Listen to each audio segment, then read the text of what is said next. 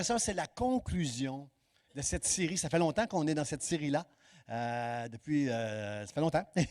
Et on 25e message, je crois, ce matin, concernant cette série. On aurait pu continuer jusqu'à la fin de mes jours, cette série-là, parce que, comprenez, l'Évangile, c'est au centre de toute la Bible.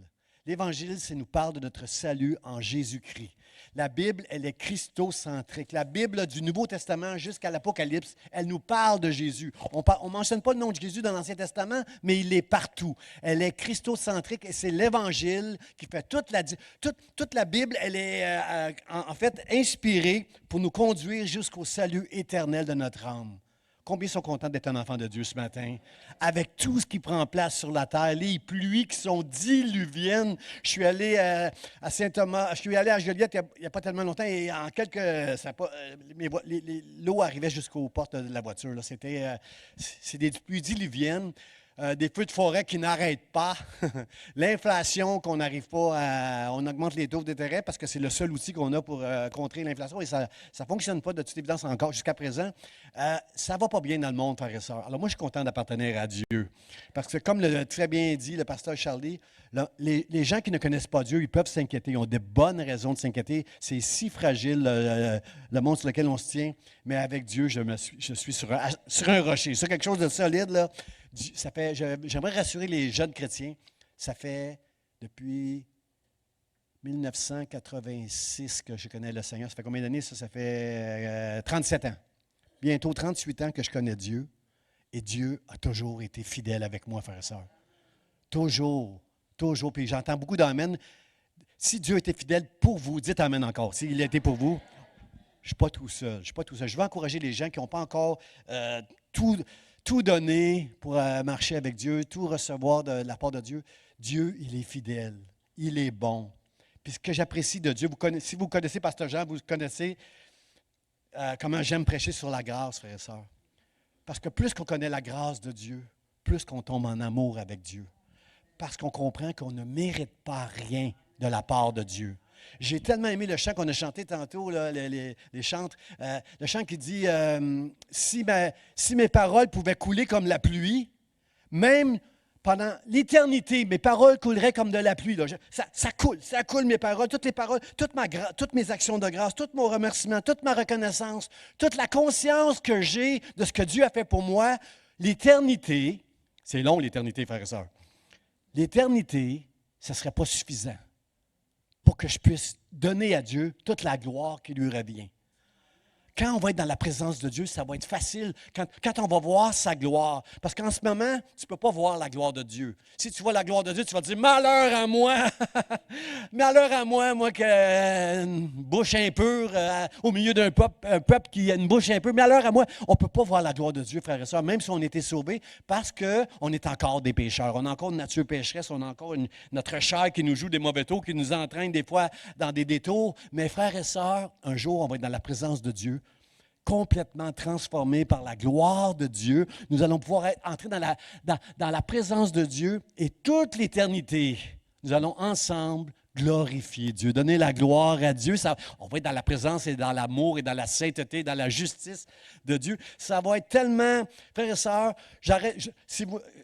je me connais. Je sais qu'au ciel, je n'arrêterai pas de dire « mais je ne méritais pas ça ». Mais dans ma folie, j'aurais pu passer à ça, de manquer le ciel. Mais Dieu, dans sa grâce, il m'a sauvé, il m'a aimé pour l'éternité, frères et sœurs.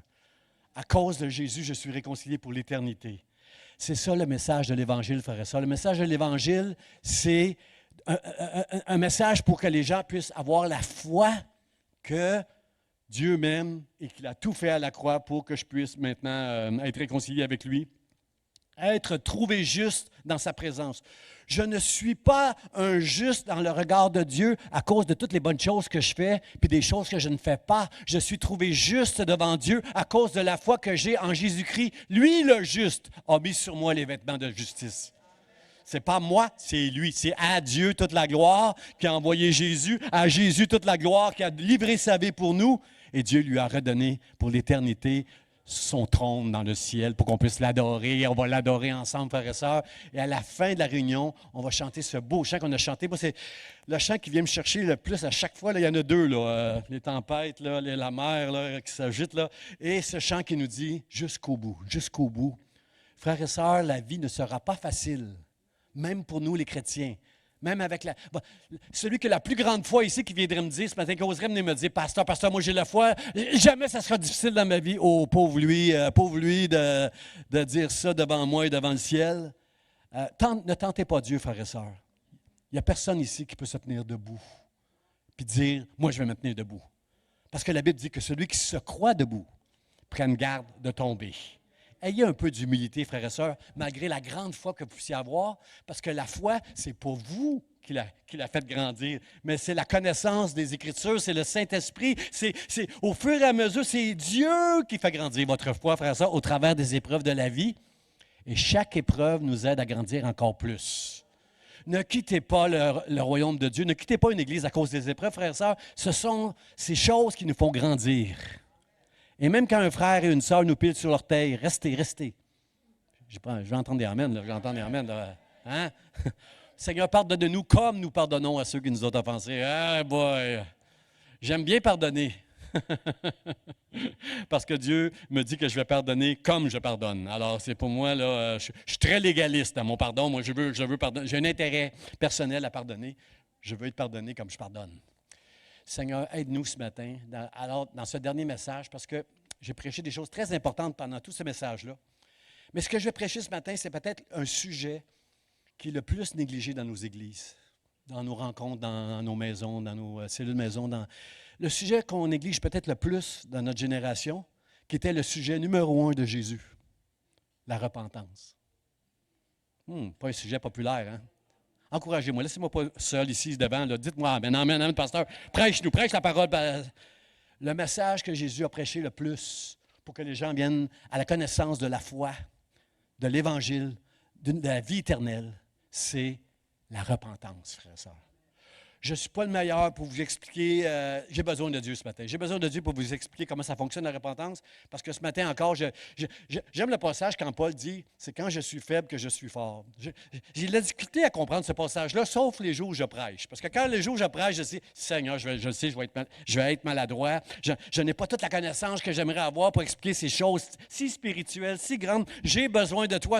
Dieu, ne me laisse pas seul, s'il vous plaît. Ne laisse pas l'homme, mais toi, viens m'aider à prêcher un message comme ça. Parce que c'est tellement important, frères et sœurs. La repentance, c'est les premiers pas de quiconque est touché par Dieu. La repentance, c'est la première chose qui doit prendre place avant la foi, avant d'être rempli de l'Esprit. Avant de marcher et de connaître Dieu, tu as besoin de te repentir. Alors, priez avec moi pour que Dieu m'inspire, pour que je sois pas pire, comme on dit au Québec. Là. Je veux être pas pire à bien éclaircir toute cette chose si importante dans la vie de tous les chrétiens.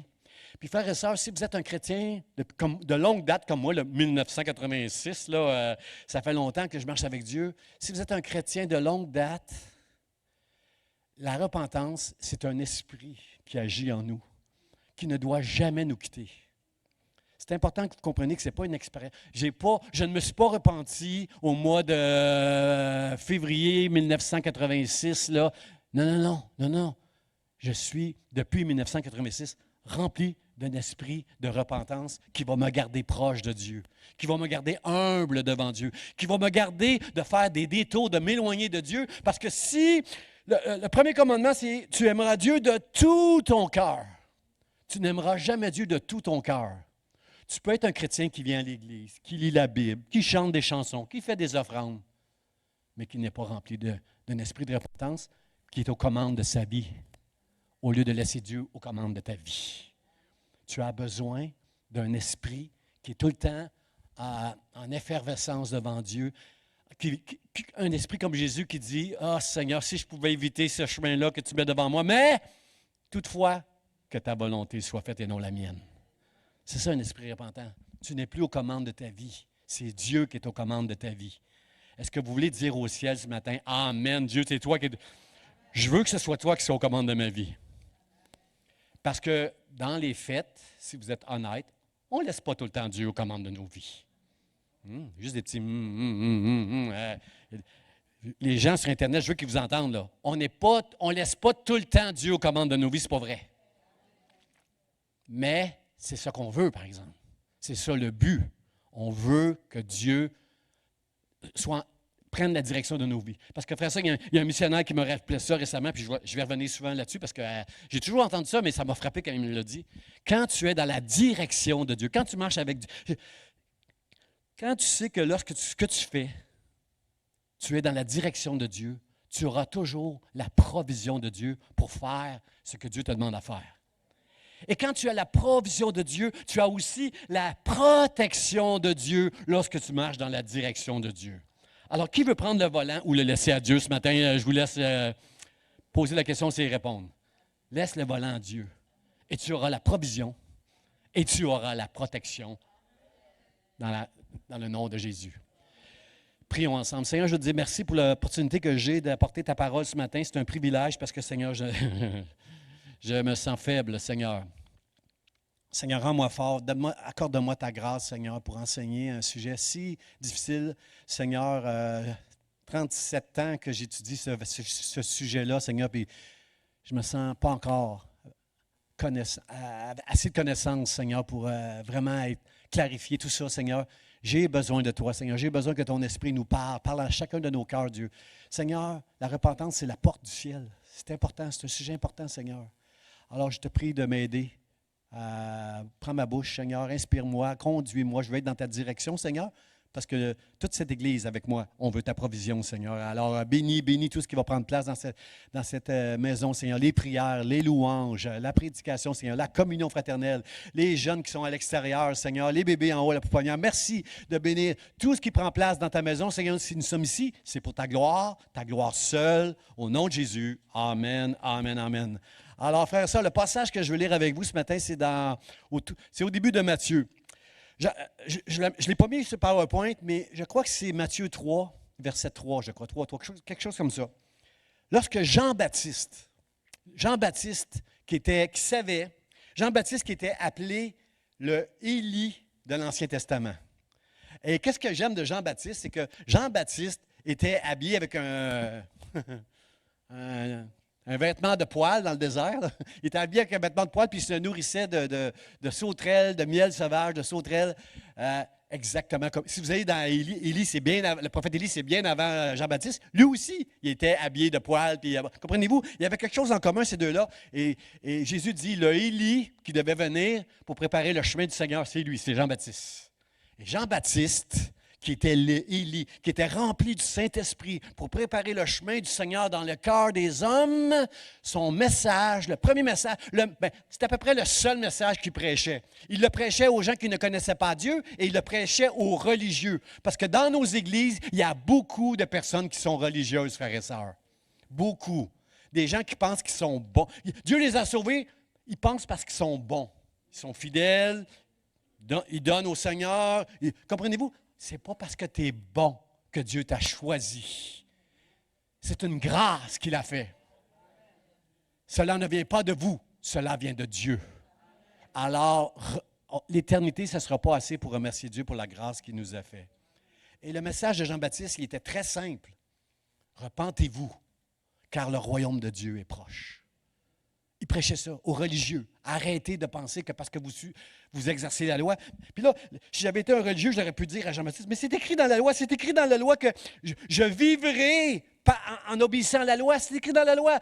Celui qui vivra, qui obéira à la loi, vivra. Oui, mais est-ce que... OK, parfait, c'est vrai, c'est écrit, tu as raison. Mais est-ce que tu y arrives? La réponse honnête et intègre, ce serait non, je n'y arrive pas. Parce que tous les rabbins ont produit, à partir des 10 commandements, en ont produit 634. Il y a un juif orthodoxe qui veut vivre selon la loi, il a 634 commandements à respecter tous les jours.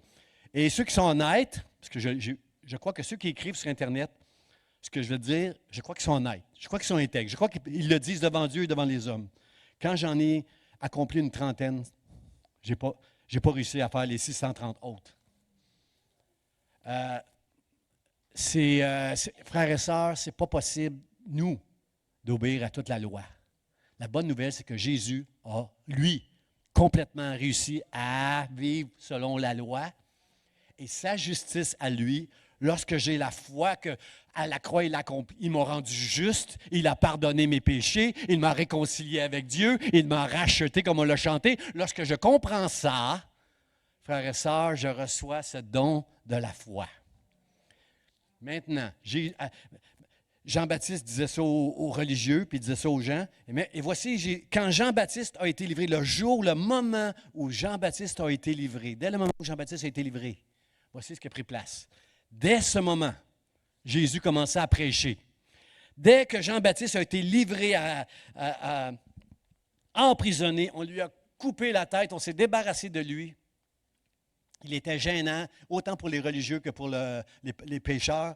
Dès ce moment, Jésus commençait à prêcher et à dire le même message que Jean-Baptiste. Repentez-vous, car le royaume de Dieu est proche. Frères et sœurs, repentez-vous. C'est un message pour ceux qui ne connaissent pas Dieu. On doit comprendre que la repentance, c'est de reconnaître qu'on est des pécheurs. C'est de reconnaître qu'on ne mérite pas d'être sauvé. Si tu es une bonne personne depuis que tu es tout jeune, si tu as été élevé dans une famille chrétienne, puis tu te considères une bonne personne, sache que tu ne mérites pas, parce que tu agis bien, d'être sauvé pour l'éternité. Tu dois comprendre que dans le ciel, il y a seulement des hommes et des femmes, des enfants de Dieu qui se laissent gouverner par le roi des rois, le Seigneur des seigneurs. Alors, comprenez-vous que même une bonne personne, à un moment donné, peut se rebeller. Quand Dieu a créé Satan, c'était un ange merveilleux, un ange de lumière. C'était un ange. C'est lui qui était le conducteur de louanges dans le ciel. C'était incroyable, cet ange-là que Dieu a créé. Et un jour, il s'est rebellé contre Dieu. Même si tu es beau, même si tu es fin, même si tu es capable, même si tu as des talents, même si tu as des dons, même si tu fais tout ce que tu fais est bien, ce n'est pas une garantie qu'un jour tu ne vas pas te rebeller contre Dieu. Et au ciel, il n'y a personne qui va se rebeller contre Dieu. Au ciel, il n'y a plus de péché. Il n'y a que des enfants de Dieu qui vivent dans la gloire de Dieu, transformés à l'image de Jésus-Christ. Combien ont hâte d'être au ciel? Et si mes mots pouvaient être comme la pluie qui coule, l'éternité ne suffira pas à donner toute la gloire à Dieu pour ce qu'il a fait pour moi. Dieu, merci de m'avoir sauvé. Merci d'avoir sauvé dans cette Église tous ceux qui ont reçu la foi. Merci. Merci Dieu. Alors c'est ça. Jésus prêchait le même message que Jean-Baptiste prêchait pour faire comprendre aux gens que le premier pas pour s'approcher de Dieu, ce n'est pas d'essayer de plaire à Dieu en obéissant à la loi, en faisant toutes sortes de choses. Le premier pas pour connaître Dieu, pour être réconcilié avec Dieu, pour recevoir ce cadeau, cette grâce, la foi que Dieu a tout accompli pour toi, eh bien, le premier pas, c'est repens-toi. Repentez-vous de vos péchés. Considère que tu es un pécheur, bon, pas bon. Le larron qui était sur la croix, là, il n'était pas sur la croix parce qu'il était faim. Le larron, il était à la croix parce qu'il avait mal agi, peut-être toute sa vie. Là. Mais même, il y a des gens qui agissent mal dans ce monde, ce n'est pas parce qu'ils sont, comment je pourrais dire, le larron, là, c'est une preuve de la grâce de Dieu. Il a mis sa foi en Jésus. Il a dit à l'autre larron, arrête de blasphémer, tu ne vois pas que c'est le Christ, c'est lui, celui qu'on attend, c'est lui. Le larron avait attendu parler de Dieu. Il y a des gens dans ce monde qui agissent mal, qui sont pris. Vous allez rencontrer un itinérant à Montréal, peut-être sous l'effet de l'alcool ou de la drogue, qui fait tellement pitié. Mais ça se peut que cette personne-là puisse rencontrer Jésus et être transformée pour le reste de sa vie, pour l'éternité. Ce n'est pas une histoire de conditions, ce n'est pas une histoire d'éducation. C'est, frères et sœurs, Dieu sait ceux qui lui appartiennent. Que tu sois bon ou pas bon, si Dieu t'a choisi, il va te sauver pour l'éternité. Tu dois juste reconnaître, parce que Dieu nous a créés avec une volonté libre. Moi, je vous l'ai dit, je l'ai déjà dit, puis je le dis à Dieu souvent, moi, je préfère être ton esclave, Dieu. Je préfère que tu m'attaches, que je sois l'esclave de Dieu, plutôt que d'avoir une volonté libre. Parce que je ne fais pas confiance à mon cœur, frères et sœurs. Je préférerais être attaché, puis parce que je ne veux pas manquer l'éternité. Et je sais que dans mon cœur, il y a assez de folie pour prendre des détours, puis dire à Dieu, j'en veux plus de toi. Je sais que c'est possible. Je sais, vous m'écoutez, vous dites, ben non, pasteur, pas moi. Ne faites pas confiance à votre cœur, frères et sœurs. Vous savez que le premier commandement, c'est « Tu aimeras Dieu de tout ton cœur ». Le mot le plus difficile là-dedans, c'est « tout ». Tout ton cœur, c'est tout. Tout. Quand Jésus a choisi ses disciples, la Bible nous dit qu'ils ont tout laissé, ils laissèrent tout et ils le suivirent. Tout, c'est tout. Pierre, Simon-Pierre, puis André, les premiers que Jésus a choisis, ils laissèrent tout et poursuivre Jésus. Comment ils ont expliqué ça à leur épouse rendue à la maison? Puis comment ils vont expliquer ça au boss lundi qu'ils ont lâché l'entreprise? Maintenant, ce sont des pêcheurs d'hommes. Comment ils vont expliquer ça, frères et sœurs, aux religieux à la synagogue? Que maintenant, ils suivent Jésus partout où il les amène, puis Jésus va prendre soin d'eux autres. Frères et sœurs, tout ton cœur. Je le dis souvent avec ma bouche, mais je veux arriver à ce jour où je le dis de tout mon cœur. Dieu, je t'aime, comme on l'a chanté ce matin. Parce que je connais mon cœur, frère et sœur. Je connais un peu le cœur de l'homme. Tortueux par-dessus tout. C'est ça que la Bible nous dit. Notre cœur, il est tortueux. Il aime ça prendre des détours, frère et sœur.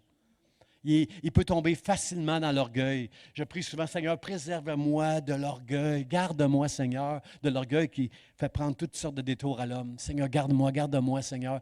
Garde en moi un esprit de repentance. Un homme, une femme qui va s'humilier devant Dieu, qui va dire, Dieu, reste aux commandes de ma vie. Pardon pour ces choses-là que j'ai faites. Pardon pour ces choses-là que j'ai faites, Seigneur. Aide-moi, Seigneur, à ne plus recommencer ces choses-là. Je comprends l'apôtre Paul qui aimait Dieu. Je comprends l'apôtre Paul le jour où il a dit « Misérable que je suis ». Paul était capable de comprendre que la grâce de Dieu est si bonne. Paul faisait tellement de choses pour Dieu. C'est difficile pour moi d'entendre Paul dire « Misérable que je suis, pécheur que je suis ». C'est difficile pour moi d'entendre ça parce que pour moi, Paul, c'est mon héros, c'est mon mentor. Il était persécuté, il a fait des naufrages, il a apporté l'Évangile partout. Il est pour moi le vrai exemple du disciple de Dieu. Et l'apôtre lui-même, dans son intégrité devant Dieu et les hommes, il dit « Misérable que je suis ». Parce que Paul connaît la grâce de Dieu. Paul a persécuté l'Église avant que Jésus vienne lui donner la révélation. Il a persécuté l'Église, c'était un péché. Il suivait la loi, puis il persécutait les chrétiens. On est des pécheurs, frères et sœurs. Et on doit, avec un esprit de repentance, on doit saisir et comprendre l'importance de garder cet esprit de repentance. Ce n'est pas une décision qu'on a prise un jour. Dieu, je veux marcher avec toi, c'est tous les jours qu'on doit avoir cet esprit de repentance. Amen. Je vois tellement de rébellion dans ce monde. Je vois tellement comment de plus en plus les gens se rebellent, les enfants avec leurs parents, les employés avec leurs patrons. De plus en plus, il y a une grogne qui monte, frères et sœurs, partout dans le monde, même dans les pays musulmans, avec la charia, il y a une grogne, frères et sœurs, qui s'élève de plus en plus, frères et sœurs. Et Dieu, préserve-moi de l'orgueil. C'est l'orgueil qui a fait tomber Satan un jour, qui a voulu être comme Dieu. Bien, moi aussi, je veux être comme Dieu, en étant soumis à Dieu, par exemple, pour le reste de mes jours, à juste l'aimer et l'adorer. Amen. Vous êtes avec moi? Premier point, frères et sœurs, c'est la repentance. La repentance. Dans Luc chapitre 13, vous allez lire ce passage-là, que ce n'est pas à l'écran, mais Luc 13, il y a des gens qui se parlent à Jésus, puis ils disent « Hey Jésus, as-tu entendu parler que Pilate a mêlé le sang de plusieurs Galiléens, il a mêlé leur sang avec le sacrifice, des sacrifices qu'on faisait, là, il les a massacrés. » Et là, Jésus leur dit une chose, leur dit, OK, est-ce que vous pensez que ces Galiléens-là, est-ce que vous pensez qu'ils sont plus pécheurs que d'autres Galiléens parce qu'ils ont été massacrés par Pilate? Vous pensez ça? Je vais vous dire quelque chose. À moins que vous ne vous repentiez, vous tous qui m'écoutez, là, la foule qui est là, à moins que vous vous repentiez, vous allez périr également comme ces Galiléens. Pas par des sacrifices, peut-être pas tués, massacrés par Pilate, mais vous allez périr sans la foi si vous ne vous repentez pas. Tout ce que Jésus est venu faire à la croix commence avec un esprit de repentance. Commence avec cette humilité de dire « Je suis pécheur ». Arrête de penser que tu es un bon chrétien. Tu n'es pas un bon chrétien sans Dieu. Je suis une bonne personne, pas pire. Ma femme me dit souvent « T'es fin, toi. C'est facile, toi, être fin. T'es fin. » Je suis fin par la grâce de Dieu, frères et sœurs. Rien en nous, tout est grâce, frères et sœurs. Si tu as un talent, c'est une grâce de Dieu. Si tu es bon, c'est une grâce de Dieu. Si tu pries pour quelqu'un puis il est guéri, c'est une grâce que Dieu passe au travers de toi pour guérir la personne. Tout est grâce à Dieu seul, toute la gloire. N'aie pas cet orgueil de prendre pour toi quelque gloire parce que tu penses que tu es fin, que tu es bon, que tu es fidèle. Si tu es bon, puis tu es fin, puis tu es fidèle, c'est une grâce de Dieu. Puis quand tu n'es pas bon, Dieu t'aime quand même. Mais si tu as un esprit de repentance, tu n'apprécieras pas de rester pas bon. Tu vas te laisser transformer. Parce que le mot, dans le texte grec, dans le grec original, la Bible, le Nouveau Testament est écrit en grec original parce que c'était Alexandre le Grand, des Grecs qui avaient conquis le monde presque. Et tout était en grec, tout est écrit en grec. Et dans le grec original, pour parler de la repentance, on emploie le mot métanoïa. Métanoïa, c'est un mot qui veut dire un changement dans ta vie. Vous savez, la religion que j'aime tellement pas, les gens qui sont religieux, frère, ça, pour moi, c'est comme les pharisiens. Là. Jésus avait une relation avec les pharisiens très difficile. C'est la même chose pour moi. La religion, c'est que tu viens à l'église, tu t'habilles beau. Hein? Des fois, je fais un effort pour m'habiller beau. Parce que souvent, les gens me disent, « Pasteur Jean, vous devriez mettre un veston, vous devriez faire ici, vous devriez vous habiller beau. » Dieu, c'est le cœur qui regarde, frères et sœurs. Puis oui, j'aime ça m'habiller beau. Quand ma femme me dit je suis beau, j'aime ça. J'aime ça, plaire à ma femme. Puis, mais mon point, c'est que dans la religion, on essaye d'être beau en apparence. Mais le cœur, il ne change pas. C'est ça un esprit de repentance. C'est que non seulement je suis beau, mais par la grâce de Dieu, je suis fin aussi. Dis amen, chérie, dis amen. Je suis fin. Mais à Dieu la gloire, parce que c'est en m'efforçant, en faisant tous mes efforts pour marcher selon la parole de Dieu, par la puissance de son Saint-Esprit, avec sa grâce, que j'arrive à grandir un peu dans le royaume de Dieu, à être mature. Frères et sœurs, c'est ça un esprit de repentance. C'est un changement à 180. Tu ne penses plus comme avant. Les religieux viennent à l'église, ils sont bien habillés, ils chantent les bonnes chansons, mais lorsqu'ils traversent la porte, ils sont comme le reste du monde, le reste de la semaine. Ça, c'est de la religion. Combien veulent être dans l'intégrité devant Dieu? Ça prend un esprit repentant. Un esprit qui lorsqu'il se rend compte, l'esprit en toi va te dire, ce que tu as fait là, c'est pas bien. Je fais ce que je ne veux pas faire et je ne fais pas ce que je devrais faire.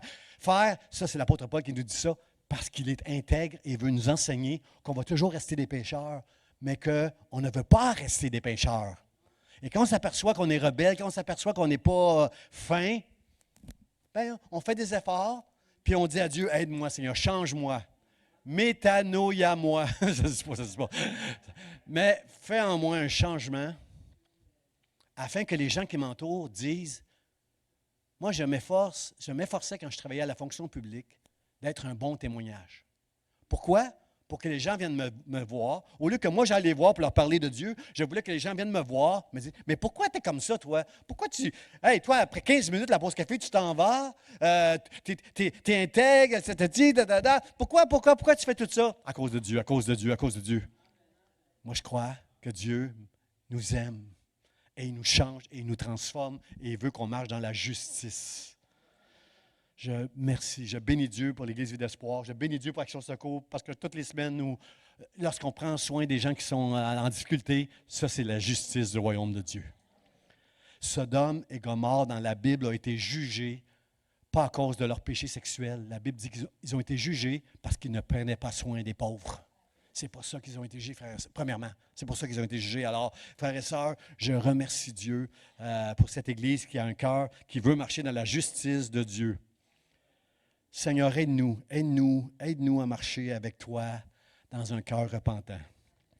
L'Évangile puis la repentance, frères et sœurs, ils ne font juste un. Jean-Baptiste prêchait la repentance. Jésus reprenait le même message, repentez-vous. L'apôtre Pierre, le jour des Actes des Apôtres, quand le Saint-Esprit est venu avec puissance remplir tous les croyants, l'apôtre Pierre a prêché un message. La Bible nous dit que les gens ont été touchés par le Saint-Esprit le jour de la Pentecôte. Ils ont tous été touchés, vivement touchés.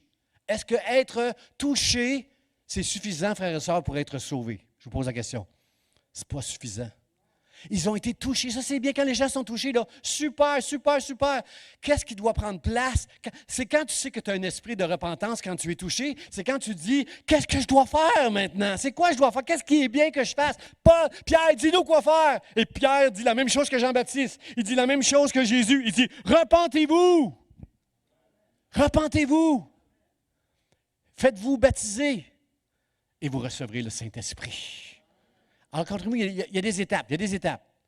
Bon, Corneille, Dieu ne respecte pas toujours ces étapes-là dans le même ordre, là, parce que quand Corneille et sa famille ont accepté quand ont entendu Pierre prêcher, ils ont tous été remplis du Saint-Esprit. Avant même de dire, dis-nous quoi faire, ils étaient déjà un cœur de repentant parce que Jésus les a remplis du Saint-Esprit.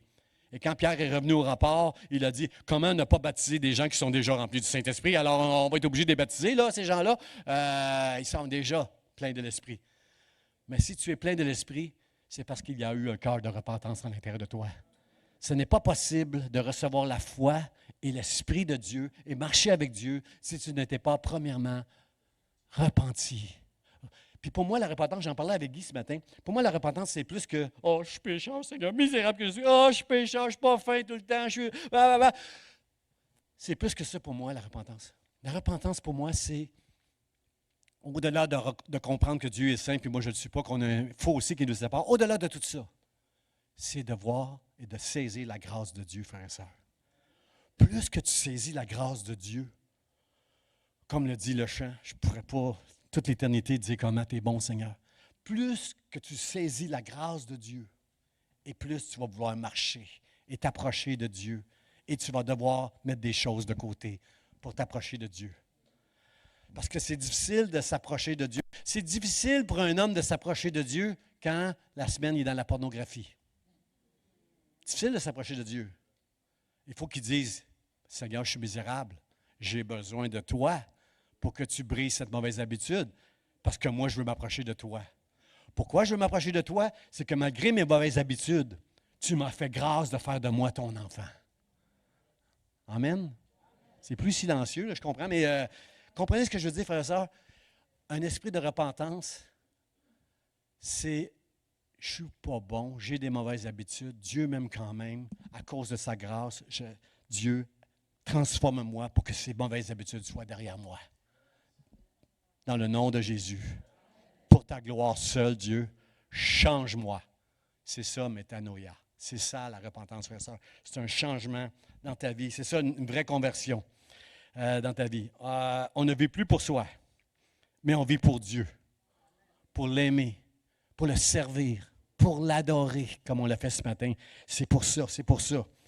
Frères et sœurs, les religieux se servent de Dieu. Je ne veux pas me servir de Dieu.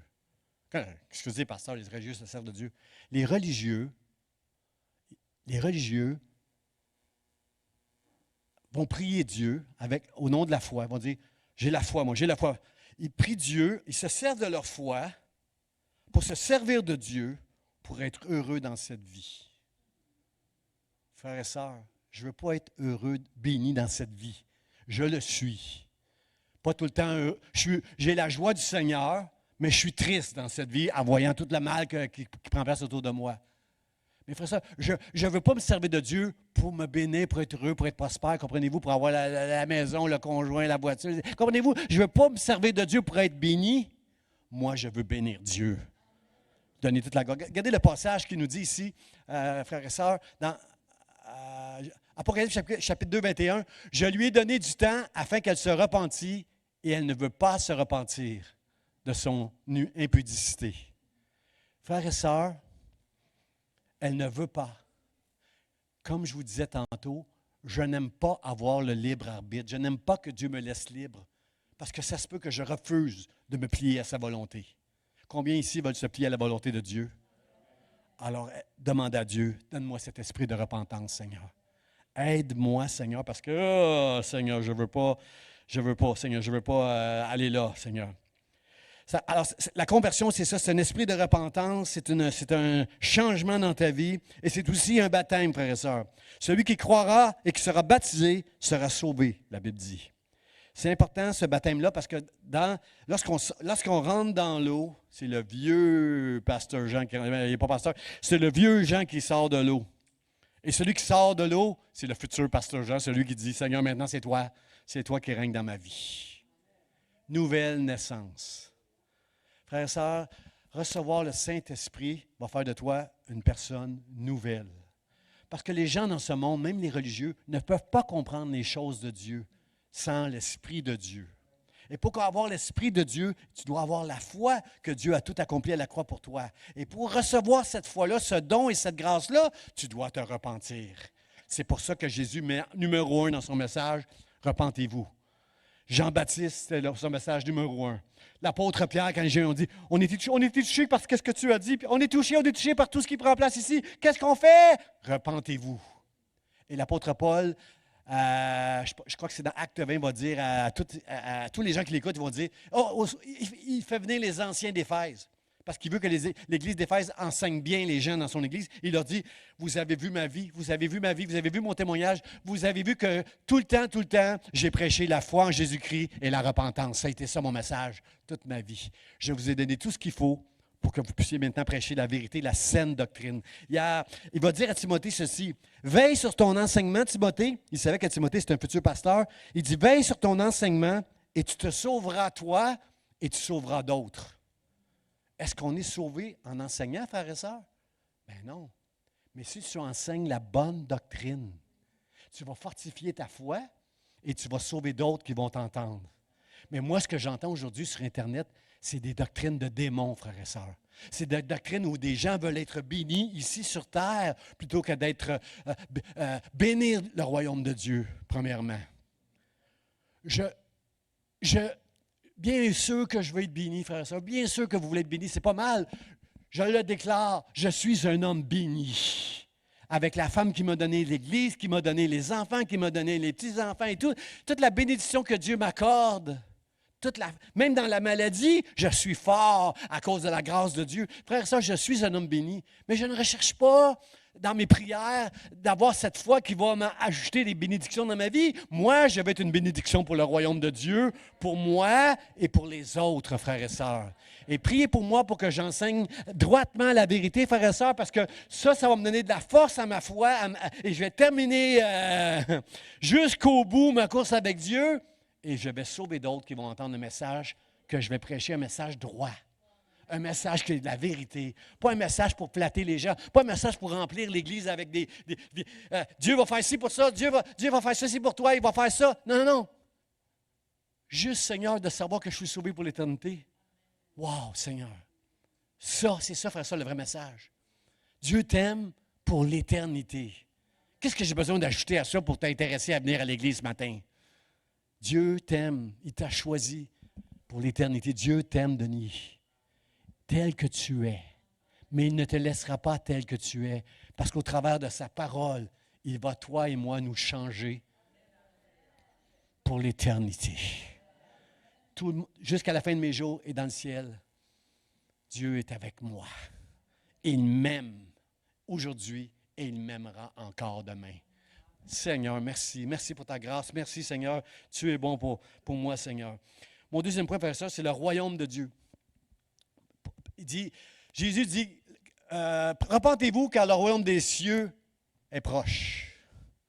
Le royaume des cieux, frères et sœurs. Frères et sœurs, vous savez, frères et sœurs, que le royaume de Dieu, il n'est pas dans ce monde, le royaume de Dieu. Qu'est-ce que je veux dire par là? C'est que Dieu règne. On est d'accord, Dieu règne, c'est lui qui règne. La Bible nous dit que le prince de ce monde, c'est le diable. Le prince de ce monde, pas le royaume de Dieu, le prince de ce monde. Sur cette terre, là où le prince de ce monde règne, en Afghanistan, en Haïti, en certains pays d'Afrique, en Indonésie, en Asie, on voit le mal, on voit la violence, on voit la rébellion dans plusieurs endroits dans ce monde, frères et sœurs. Ici au Québec aussi. On voit tout ça, Mais ceux qui appartiennent à Dieu font déjà partie du royaume de Dieu. Vous et moi qui avons reçu la foi, on fait partie du royaume de Dieu. Et un jour, on va faire partie du royaume de Dieu dans le ciel. Quand on prend la Sainte Seine, à un moment donné, Jésus a dit à ses disciples, quand ils ont pris la Sainte Seine ensemble, là, avant qu'ils passent à la croix, il a dit, « Je ne boirai plus du fruit de cette vigne jusqu'à ce qu'on la prenne ensemble dans le royaume de mon Père, dans le ciel. » Un jour, on va être pour l'éternité dans le ciel avec Dieu. Wow, ça, j'ai hâte. Quelqu'un dit j'ai hâte. On a hâte, ça, on a hâte. Mais, quand Jésus prêchait ce message-là, répentez-vous, le royaume des cieux est proche, il disait ça aux gens qui ne le connaissaient pas encore. Il disait ça, il préparait les gens, le royaume de Dieu est proche, il préparait les gens que lorsque Jésus va mourir à la croix, tous ceux qui vont recevoir la foi vont être sauvés pour l'éternité et faire partie du royaume de Dieu. Amen. Mais ce matin, nous qui croyons en Dieu, ce message résonne un peu plus fort dans mes oreilles. Le royaume de Dieu est proche, pour moi, c'est est-ce qu'on est prêt, si Jésus revient le mois prochain, mettre fin, est-ce qu'on est prêt, frères et sœurs, à l'avènement de Dieu? Est-ce qu'on est prêt pour le retour? Quand Jésus va venir enlever son Église, est-ce qu'on est prêt, frères et sœurs? C'est la question que je me pose ce matin. Frères et sœurs, Dieu, aide-nous, aide-nous. Jésus a dit, « Mon royaume n'est pas de ce monde. » Il n'est pas de ce monde, mon royaume. Regardez le psaume 17, 14, qu'est-ce que ça dit? C'est très révélateur, le psaume 17. Le psalmiste, il dit, « Délivre-moi des hommes par ta main, éternelle, des hommes de ce monde. » Parce que les hommes de ce monde, leur part, la bénédiction qu'ils attendent, elle est dans cette vie. Mais moi, ma bénédiction, elle est avec toi, dans ton royaume, quand je vais être avec toi pour l'éternité. Il y a une bénédiction sur cette terre pour moi, bien sûr, parce que je fais partie du royaume de Dieu. J'ai une bénédiction, j'ai une provision et j'ai une protection parce que je suis dans la direction de Dieu. Mais, frères et sœurs, quand Jésus dit le royaume des cieux est proche, pour nous, les croyants ce matin, ça doit sonner comme un avertissement dans nos oreilles. Préparez-vous, soyez sérieux, soyez sobres. Arrêtez de croire n'importe quoi là, sur Internet, puis soyez sobres, marchez d'une manière qui va glorifier Dieu, qui va l'honorer. Alors moi, je ne veux pas être comme ça. Je ne veux pas être comme les hommes de ce monde. Je veux me soumettre aux principes du royaume de Dieu dans ma vie. Vous comprenez que dans ce monde déchu, quand les gens ne sont pas chrétiens, il y a une résistance dans leur cœur à obéir à Dieu. Même à obéir à leur gouvernement. J'ai vu ça avec la COVID, moi, qu'on avait de la difficulté à obéir aux règles que le gouvernement nous imposait, mais aussi, naturellement, dans notre nature pécheresse, on aime résister à ce que les gens nous disent quoi faire. On n'aime pas que les gens nous disent quoi faire. Amen? Ça fait du sens, là? On est dans ce monde-là. Alors, le royaume de Dieu est premièrement dans nos cœurs. Il ne vient pas de façon à frapper les regards. Il est dans nos cœurs, il est dans son Église. Le royaume de Dieu, il est là où Dieu règne. Ça fait du sens pour vous? Lorsqu'il y a un royaume, c'est parce qu'il y a un roi. Là où il y a un roi, il doit y avoir des sujets. Et les sujets sont soumis au roi dans le royaume de ce roi-là. Combien veulent ici dire à Dieu, moi je me soumets à toi, Dieu? Prends les commandes de ma vie, Seigneur, parce que je ne suis pas toujours sage. J'ai besoin que tu me changes, que tu me transformes, Seigneur. Garde en moi un esprit de repentance. Lorsque Jésus est parti, il a été très, très clair avec ses disciples. Il a dit, « Tout pouvoir m'a été donné dans le ciel et sur la terre. » Il n'y a rien que l'ennemi ne puisse faire en ce moment, même en Afghanistan, en Haïti. Il n'y a rien que l'ennemi ne peut faire qui est hors du contrôle de Dieu. Ce que Dieu permet, il le permet. Pourquoi? Quelque part, frères et sœurs, avec tout ce qui prend place de mal autour de nous, Dieu, dans son amour, est en train de nous dire, fais attention. Dieu est en train de dire à des gens qui ne le connaissent pas, ça va mal. Aimerais-tu avoir la sécurité dans ta vie? Mais mets ta foi en moi. Écoute, Pasteur Charlie. Écoute Monod. Écoute Whitland. Écoute Robert lorsqu'il parle et qu'il parle de mon royaume. Écoute-les. Parce que si tu as cet esprit de repentance qui te saisit, Dieu va te faire le cadeau de la foi. Et tu auras sa direction, sa provision et sa protection pour le reste de tes jours jusque dans l'éternité. Seigneur, aide-nous. Seigneur, aide-nous à fonctionner selon les principes de ton royaume. Puis Il y a quelques années, je ne sais pas si ça fonctionne encore aujourd'hui, là, je le vois moins sur Internet, mais il y a quelques années, je voyais sur Internet The Kingdom Now. C'est une doctrine internationale. Partout dans toutes sortes d'églises, on prêchait ça. Là. On nous fait croire que bientôt, Dieu va régner sur la terre, au travers de l'Église. Un peu comme les Juifs attendent à Sion, là, en Israël. Ils attendent encore que Dieu va leur donner, qu'ils vont régner sur cette terre. Frères et sœurs, Dieu ne va jamais. Mon royaume n'est pas de ce monde. Dieu va régner dans ton cœur. Il va régner dans cette église où il agit. Mais il ne va pas régner, il va pas dominer sur cette terre. Et le Kingdom Now, c'est une doctrine qui dit bientôt Jésus va venir, ça va être le réveil partout. Le monde va changer. Le monde ne changera pas, frères et sœurs. Il va être de plus en plus, ça va aller de plus en plus mal dans ce monde. Mais pour nous, les chrétiens, nous n'avons pas rien à craindre. Parce que si Dieu est avec moi, qui sera contre moi? Je n'ai rien à craindre, frères et sœurs, en mettant ma confiance en Dieu. Alors, frères et sœurs, c'est ça. Le Dieu, il agit dans mon cœur, dans son Église, et un jour, au ciel, pour l'éternité, on va être en sécurité totale, frères et sœurs. Dans Exode, Dieu parlait au futur lorsqu'il disait à son peuple, « Vous serez un jour, pour moi, un royaume de sacrificateurs, une nation sainte. » Dans Exode 19, il disait ça à son peuple. Maintenant, au présent, l'apôtre Pierre nous dit ceci dans 1 Pierre chapitre 2, il nous dit « Vous êtes une race élue, un sacerdoce, une nation sainte. » En parlant de nous autres, là, ce matin dans l'Église. Là. Et au ciel, au passé, il y a un ange qui va dire « Tu as fait d'eux un royaume et des sacrificateurs. » Frères et sœurs, nous sommes ce matin le royaume de Dieu parce que ne savez-vous pas, vous êtes le temple du Saint-Esprit et le Saint-Esprit habite en vous.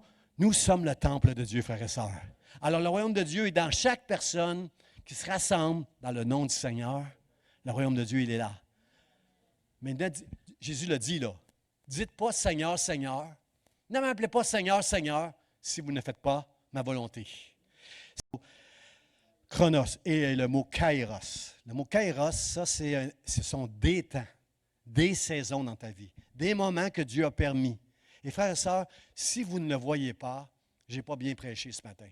Si vous ne voyez pas et ne discernez pas que nous sommes dans des temps très spéciaux où ça sent l'alarme. Moi, je lis la Bible depuis 37 ans et tous les jours, j'écoute l'actualité, je regarde l'actualité et je trouve que ça va ensemble. Dieu est bientôt. Le royaume de Dieu est très proche, frères et sœurs. Bientôt, Jésus revient, frères et sœurs.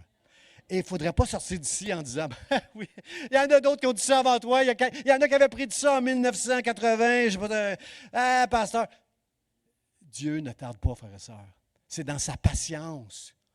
Parce que Dieu veut que tous soient sauvés. C'est pour ça que Dieu... Regardez le passage ici, qu'est-ce qu'il nous dit? Il nous dit, encore un peu. Puis là, il souligne encore, un peu de temps. Et celui qui doit venir viendra, il ne tardera point. Combien entendent en regardant les nouvelles et en lisant la Bible que Dieu est à la porte, frères et sœurs? Presque la moitié le croient. Frères et sœurs, aide-moi, Seigneur. Frères et sœurs, c'est le temps d'un changement dans ta vie. C'est le temps de crier à Dieu. Donne-moi cet esprit de repentance, Dieu. Je veux passer l'éternité avec toi, mon Dieu. Aide-moi, Seigneur. Remplis-moi de ton esprit, remplis-moi de ta crainte. Je veux pas être un religieux qui montre, qui est chrétien, qui a la foi. Je veux être sauvé pour l'éternité, Seigneur. Je veux être intègre devant toi. Préserve-moi de l'orgueil. Remplis-moi de ton esprit de repentance, afin que je marche avec toi et que je t'honore et que je te plaise dans le nom de Jésus. Non pas moi ni mes actions, mais ma foi. Que ma foi, Seigneur, soit inébranlable et que je marche jusqu'au bout avec toi jusqu'à la fin, Seigneur. Et moi, je vous le dis, frères et sœurs, je vous le dis, c'est bientôt. C'est bientôt, frères et sœurs, c'est bientôt. Regardez ce que nous dit Hébreux 10, 37. Ah, c'est ça quoi. Non, 2 Pierre 3, 9, ça nous dit ceci. Le Seigneur n'est point en retard pour l'exécution de sa promesse, mais il use de patience envers vous, ne voulant pas que quelques-uns périssent, mais que tous parviennent à la repentance. On revient encore au même message, là, frères et sœurs. Toujours le même message. Si Dieu a été patient avec le péché et puis la déchéance de ce monde, frères et sœurs, puis il l'est encore, c'est une seule raison. S'il est patient, c'est parce qu'il veut que tous parviennent à la repentance. Alors moi, ce que je comprends dans le message de Pierre, c'est qu'il y a encore des gens ici, sur cette rue, partout dans le monde, que Dieu va encore aller chercher, qu'il a choisi pour l'Évangile. Frères et sœurs, soyons des hommes et des femmes évangélistes. Que vous soyez maladroits ou non, annoncez l'Évangile, frères et sœurs. Parce que les temps sont proches, sont très proches, frères et sœurs. J'entends ça. Frères et sœurs, la parabole des 10 vierges. Frères et sœurs, c'est pas vrai que c'est juste une parabole. C'est un sérieux avertissement pour les enfants de Dieu ce matin. La parabole, c'est plus qu'une allégorie avec des enseignements, là, la parabole des 10 vierges. La parabole des 10 vierges nous dit qu'il y a un moment donné dans la nuit, un cri dans la nuit. Les 10 vierges se réveillent, ils s'en vont à la rencontre du Seigneur, et il y en a 5 qui vont partir avec l'époux, puis il y en a 5 qui vont rester. Frères et sœurs, ça veut dire que le mois prochain, Jésus revient et la moitié de l'Église s'en va au ciel, l'autre moitié reste ici. Vous venez dimanche matin, j'espère que je ne serai plus là, vous venez ici, puis 1 sur 2, 5 sur 10 ne sont pas là. Et là, les autres vont dire, aïe aïe, réunion de prière. Pas une prière rituelle. On va broyer notre vie. Parce qu'on sait que si on s'accroche à Dieu, ça va être au prix de notre vie. Quand l'Église ne sera plus là, le monde va être livré à Satan, frères et sœurs. Tu vas mourir si tu dis que tu as la foi. C'est fini. La persécution va être... Ce qu'on connaît de persécution, là, ça va être encore pire. Personne ne va pouvoir acheter ou vendre quoi que ce soit sans la marque du diable, frères et sœurs. Alors, je vous le dis, la parabole des vierges, c'est un sérieux avertissement, frères et sœurs. La Bible nous dit que quand l'époux est revenu, c'est pendant la nuit qu'il est revenu. Alors, toutes les vierges, ce sont les vierges chez l'Église. Elles se sont toutes levées, elles ont pris leur lampe. Parce que la nuit, ça prend une lampe pour éclairer, pour que tu saches où pour aller rejoindre l'époux, aller à la rencontre de l'époux. La lampe, c'est la parole de Dieu, frères et sœurs. Ta parole est une lampe à mes pieds et une lumière sur mon sentier. La lampe, c'est la parole, frères et sœurs. Mais dans la lampe, à cette époque-là, il n'y avait pas de pile, de lampe de poche. Ça prend de l'huile dans la lampe. Et il y en a 5 qui n'ont plus d'huile dans leur lampe. Alors, ils vont vers ceux qui ont ceux qui ont de l'huile. Donnez-nous un peu de votre huile, on n'en a pas assez, on ne pourra pas se rendre à trouver l'époux. Allez en acheter. Il n'y en a pas assez pour nous deux. L'affaire, c'est que, frères et sœurs, l'huile, l'onction, le Saint-Esprit que vous avez en vous au travers de votre communion avec Dieu, la prière, vos réunions à l'Église, la lecture de la parole, tout ce que vous faites pour entretenir la communion que vous avez avec Dieu, si cette huile-là, je ne peux pas la donner à mes enfants. Je ne peux pas la donner à mon conjoint qui ne connaît pas Dieu. Je ne peux pas la donner à personne. Je ne peux pas la transférer. Tout ce que je peux faire pour mon conjoint qui ne connaît pas Dieu, mes enfants, c'est de témoigner l'Évangile. Et à votre conjoint, peut-être c'est mieux juste de prier pour lui, parce que ça fait des années qu'il l'entend et il n'y a rien qui se passe, mais priez pour lui. Même chose pour vos enfants. Puis priez que quelqu'un d'autre parle à votre conjoint, parce que vous êtes trop proches, là. Il y a 5 vierges qui n'ont pas d'huile, frères et sœurs. Qu'est-ce que ça veut dire, ça? C'est qu'il y a la moitié de l'Église ici, si je comprends bien la Bible, la moitié de l'Église ici, vous n'avez pas de vraie communion avec Dieu. Vous ne l'avez pas. Vous n'êtes pas rempli de l'Esprit. Vous ne priez pas, sauf des prières un peu... Vous venez aux réunions de prière à l'Église, mais c'est très rituel. Frères et sœurs, si tu ne pries pas, si tu ne lis pas la lampe qui est claire, tu vas rester ici quand Jésus va revenir. Et le royaume, est-ce que vous l'entendez? Le royaume des cieux est proche. Le royaume de Dieu, encore un peu de temps. Et Dieu ne tardera pas.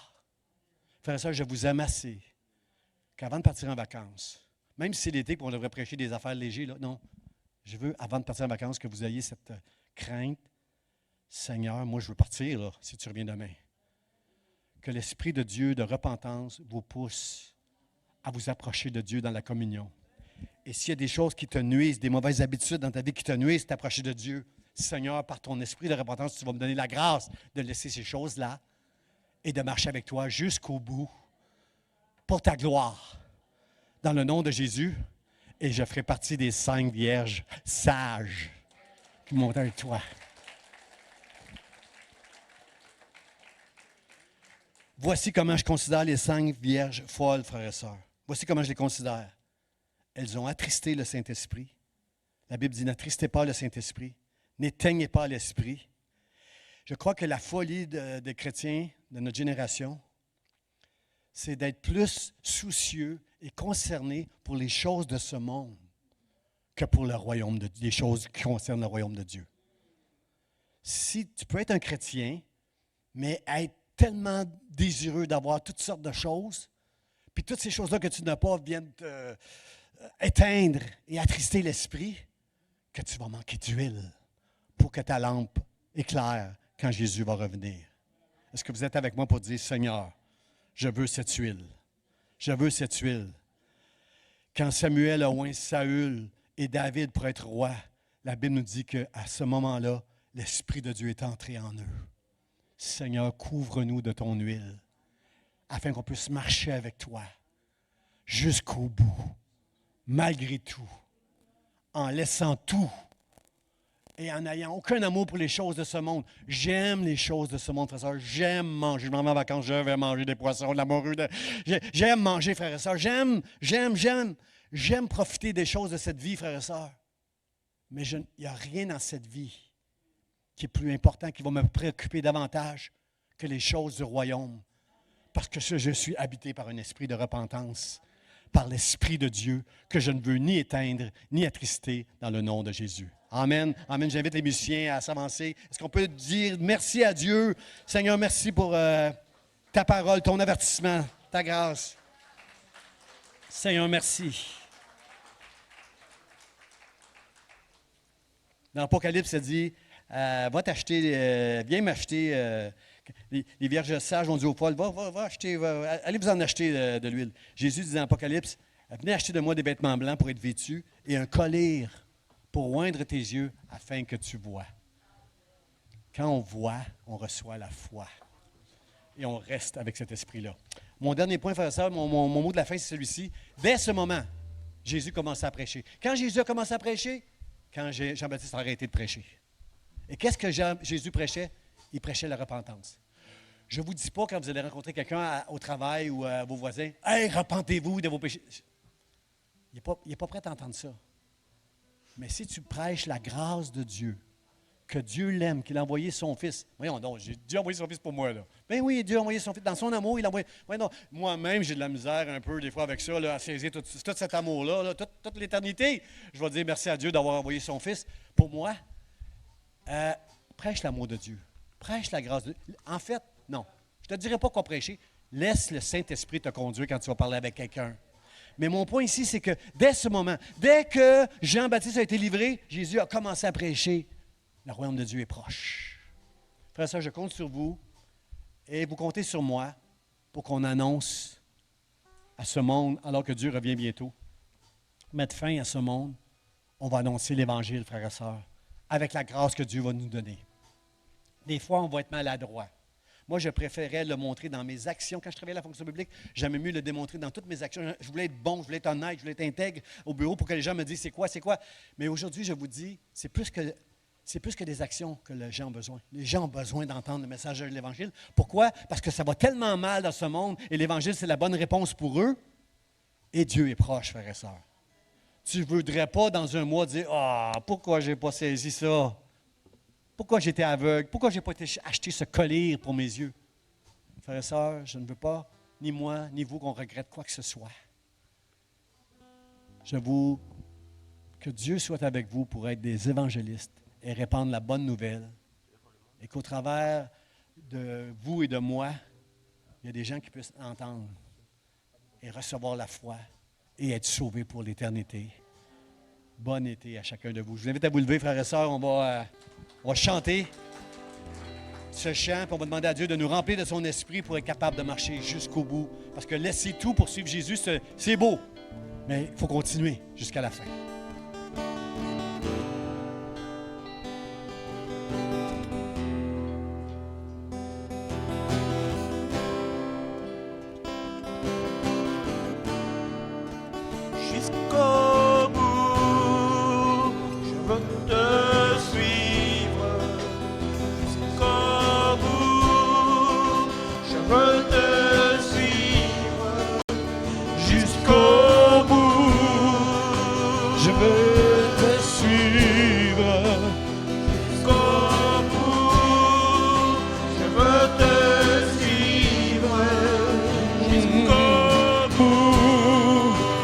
veux te suivre jusqu'au bout. Je veux te suivre. Tu m'as donné le goût de vie, La force de continuer. Je sais maintenant Je suis libre, je veux le raconter. c'est que sans toi Je suis vide, rien ne peut me combler. Ces illusions de monde aride, je peux m'en détourner, sachant que tu es là. Je m'appuie sur tes promesses jusqu'au bout.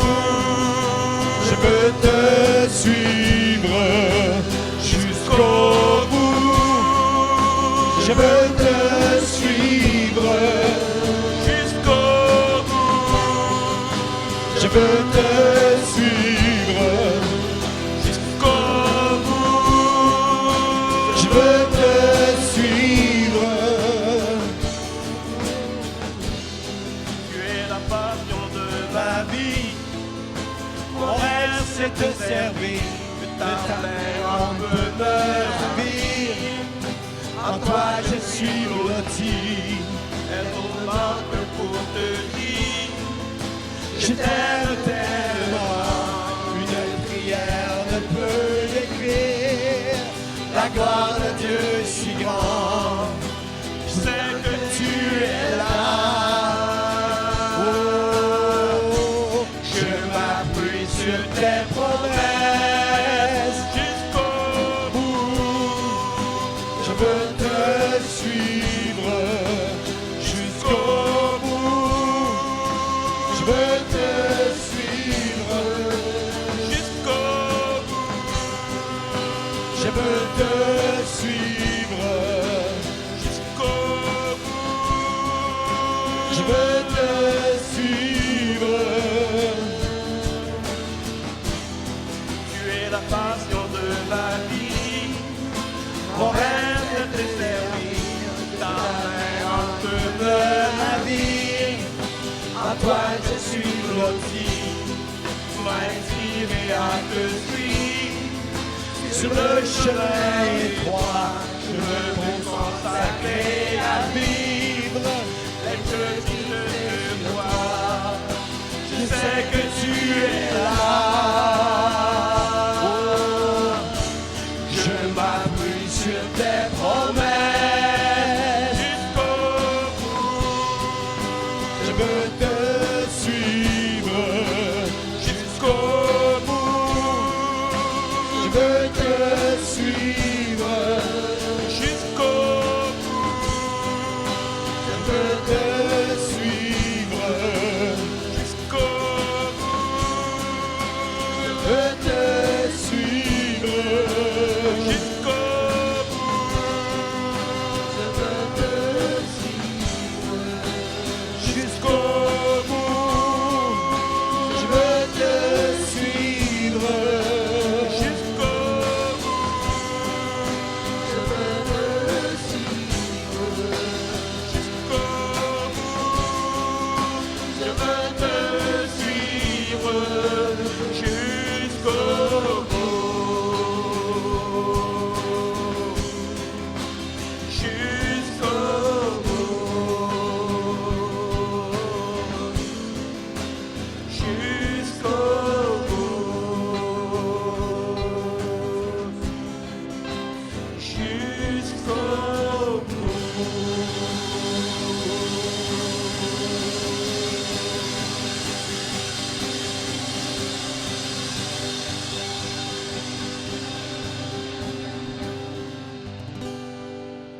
Est-ce que je peux entendre un dernier amen? Seigneur, cette Église et moi, nous allons te suivre jusqu'au bout par ta grâce. Amen, amen, amen. Bon dimanche, bon été, frères et sœurs. Soyez bénis, soyez remplis. Amen et amen. Amen. Amen.